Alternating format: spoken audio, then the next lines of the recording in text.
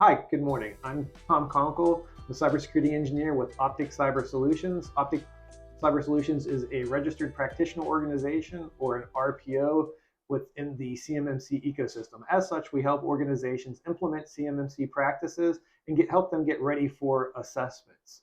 So today I'm joined by Mike Green.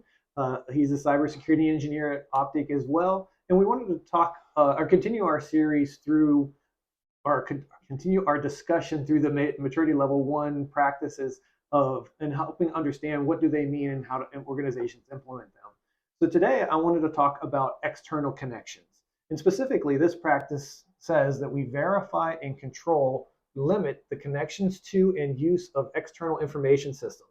So Mike, as we get started, I guess, what does that mean for organizations trying to implement? Sure, there's a lot of words there. So verify, control, and limit. So essentially, once you have a defined system, an organization defines a system, external connection, or anything typically that the organization doesn't own, they don't have administrative responsibility for. So it's any type of system that will be, either pushing data into the system, being exfiltrated out of the system in an authorized manner, of course. You want to understand those systems, the type of data flows and things like that. So that's essentially it. Okay. With that, though, as we're defining external systems, the way that you described it is once we've defined the scope or the boundaries of our system, right, information coming into and out of that. So what if it's another system that I own? Well, it still would be a potential if it's outside of the boundary itself. So you have a system that you define the actual scope. You could still own the other system if there's an interconnection. It really comes down to defining the boundary of the system. So it could be an external system that you authorized. You would still be an external connection that you would want to document.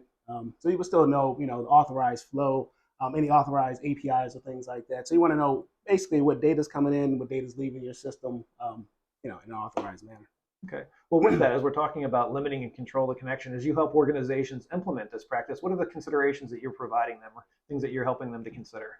Yeah, there are a lot of things. It comes down initially is understanding the scope or the boundary of the system. So if you don't know where the external edges of the system are, you won't really know what is authorized, what's coming in and out. So once you understand that, we actually know the scope. You want to understand, the data flows. It really comes down to the data. So any information coming in, any information going out, but the third-party external service, or you're actually ingesting data.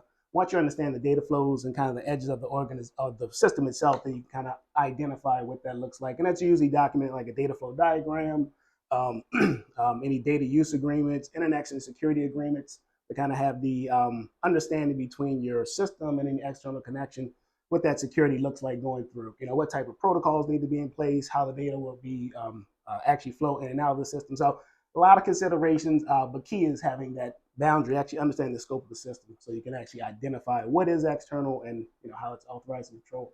Right.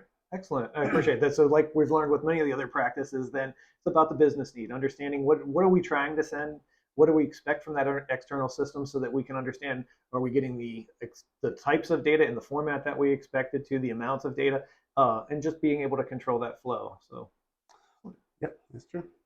I appreciate that. Well, thank you, Mike, for joining me today. And again, with Optic Cyber Solutions as an RPO, we're happy to answer any questions that you have regarding this or any other practices, or if there's anything that we can do to help with the implementation of this. Thanks for joining me today as we walk through the CMMC Maturity Level 1 practices. As always, please feel free to reach out if you have any questions or you'd like assistance in implementing the CMMC practices. We'd love to help you in your CMMC journey. So feel free to reach at info@opticcyber.com, and thanks for watching.